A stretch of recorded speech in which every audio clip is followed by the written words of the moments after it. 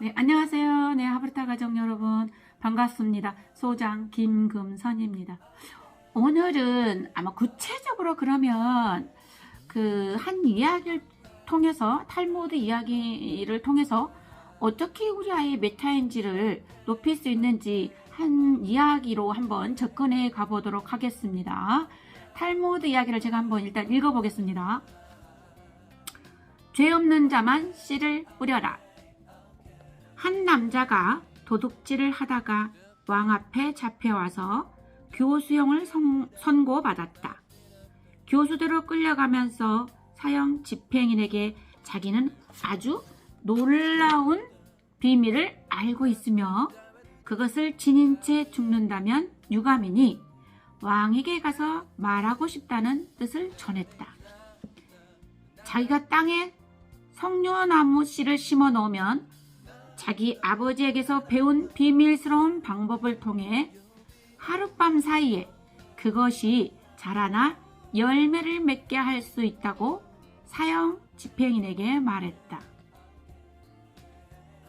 사형 집행인이 왕에게 가서 이 말을 하자 왕은 다음 날 여러 중신들을 거느리고 도둑이 있는 곳으로 왔다. 그곳에서 도둑은 구멍 하나를 파고 나서 말했다. 이 씨는 오직 지금까지 아무것도 훔치거나 자기에게 속하지 않는 물건을 취한 적이 없는 사람만이 땅에 심을 수 있습니다. 저는 도둑이니 씨를 땅에 심을 수 없습니다. 그가 총리 대신에게 심으라고 말하니 총리 대신은 겁에 질린 표정으로 자기가 젊었을 때 남의 것을 가진 적이 있다고 말했다. 재무 담당 관리를 돌아보자 그는 자기가 많은 돈을 다루고 있으므로 너무나 많은 금액을 써 넣거나 너무 적은 금액을 써 넣었을지도 모른다고 대답했다. 심지어 왕마저도 자기가 아버지의 목걸이를 슬쩍 한 적이 있다고 실토했다. 그러자 도둑이 말했다. 여러분은 모두 권력이 있고 힘 있는 분들이요. 아무것도 부족한 것이 없는 분들인데도 씨를 심을 수 없습니다. 그러나 배가 고파 굶어 죽을 지경에 이른 저는 조그마한 것을 훔치다가 교수형을 당하게 되었습니다. 네, 탈무드 이야기는 여기까지입니다. 네, 여기까지고요. 이 이야기를 하나를 우리 애들하고 잠깐 읽어보고 또 생각을 나누면은 또 여기서 어떤 질문들이 좀 나올 수 있을까요?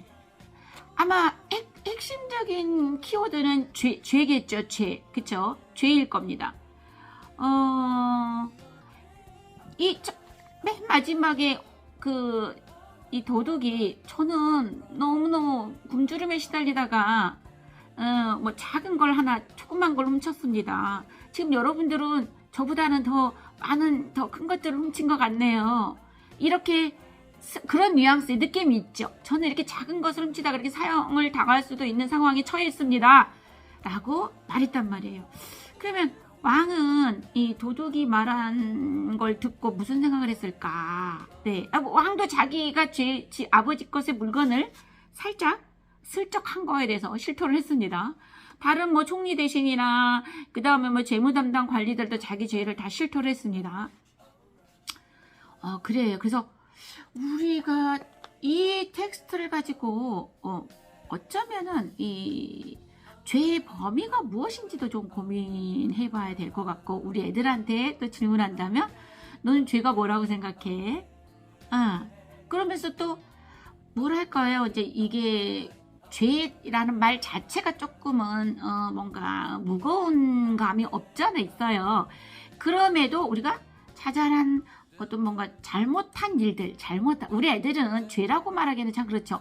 조금은 상대방에게 피해를 주거나 잘못한 일들, 남에게 마음 아프게 하거나 남에게 폭력을 썼거나 남에게 거친 표현을 했거나, 그쵸? 아니면 정말 여기에 재무 대신이나 총리 대신이나 또 왕처럼 누구 동생 거를 물건을 살짝 했거나 형 거를 살짝 했거나 엄마의 지갑에 살짝 손을 댔거나 뭐 동생들의 물건에 뭐 이렇게 손을 댔거나 통장 아니면 뭐 돼지저금통에 손을 댔거나 이런 경우들이 어쩌면은 살면서 자잘한 것들은 있을 수 있거든요. 거기서 자유로운 사람은 제가 보기엔 없지 않을까요? 그러면서 우리가 요거 해가지고도 우리가 애들이랑 그래 맞아 엄마 내가 최근에 있잖아 동생한테 허락도 안 받고 동생 거 뭐 유희양 딱지야 무슨 요즘 뭐 딱지가 유행이잖아요. 뭐 그거 하나 내 거에다 옮겨놨어 뭐 이렇게 얘기한다든지 그죠? 뭐 그래서 뭐 어마어마한 죄의 개념보다는 뭔가 잘못한 것들을 이것들이 과연 옳은 행동인가 그죠? 이런 것들에 대해서 한번 생각을 해볼 수 있는 거죠. 그래서 이제 이게 결국은 어떠면은 내가 요즘 하고 있는 행동들, 이 행동이 내가 동생 물건을 살짝 훔치거나 몰래 허락받지 않고 갖다 쓰는 것들이 어떤 의미고 어떤 행동인 건지 동생의 입장에서는 얼마나 속상한 일인지를 생각해보는. 그래서 그게 어떤 뭘까 우리가 봤을 때는 올바른 행동은 아니라는 거를 자기 행동을 인지해보는 거죠. 그쵸? 근데 그 전에는 이거에 대해서 생각 안 하다 보면은 계속 반복하게 되고 뭐 이렇게 되는 건데 이 시간을 통해서 그 행동이 굉장히 잘못됐다는 거. 욕심이 난다면 허락을 통해서 아니면 협상을 통해서 아니면 자기 물건하고 교환을 통해서 갖는 과정을 오히려 이야기하고 소통이나 대화를 통해서 이렇게 풀어가는 거. 이것이 우리 아이의 어떤 인성 부분에 어떤 정서적인 부분 이런 것들 또는 습관적인 부분에 메타인지를 도덕적인 부분에 그렇죠. 도덕적인 부분에 메타인지를 높여주는 어떤 그 텍스트가 아닐까라고 생각합니다. 그래서 이런 메타인지를 높이는 과정이 뭐 한두 개의 이야기를 하고 한두 번의 대화를 통해서 메타인지를 높여지는 게 아닙니다. 이런 것들을 통해서 그 도덕적인 판단이나 생각들이 올라오면서 어때요? 그것들이 성숙한 성인으로 자라는 밑거름이 되거든요. 성숙한 성인으로 자란다는 거는 삶을 좀 성공적으로 살아낼 수 있는 힘?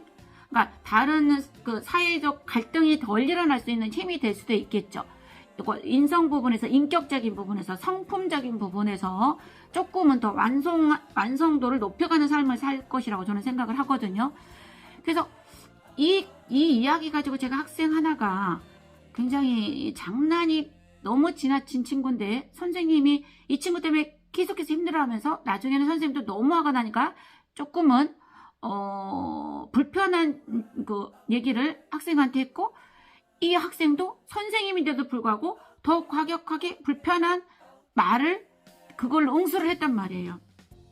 그런데 이거를 제가 그렇게 했다는 그날의 얘기를 듣고 그날 요 얘기 가지고 한번 충분히 2시간 동안 얘기를 나눈 적이 있어요. 그 친구한테. 그런데 그 이야기를 나눈 다음에 얘가 뭐라 그랬냐면 선생님 제가 오늘 우리 담임 선생님한테 심하게 말한 거는 여기로 본다면 죄긴 하겠네요. 죄라고 하긴 참 그렇지만 어쨌든 올바른 행동이 아니네요. 라고 말을 했다는 거예요. 이게 저는 그 삶 속에서의 메타인지를 높여가는 과정이라고 생각합니다. 자기 행동을 객관적으로 떼어놓고 바라보는 생각, 힘. 이게 메타인지거든요. 그래서 내가 도덕적으로 조금은 또는 우리 선생님인데 선생님한테 해서는 안 되는 행동을 했구나라는 걸 깨닫는 과정이죠. 그래서 탈무드 하브루타로 메타인지 높이기.